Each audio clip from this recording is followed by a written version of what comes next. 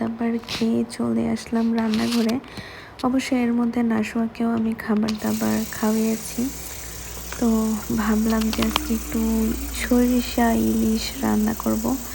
পাশাপাশি আমি মুরগিটাও ভিজিয়ে নিয়েছি। এখানে তো আস্ত মুরগি দিয়ে দেয়, সেটাকে রান্না করতে হবে আর কি, কুটে কাটে তারপরে।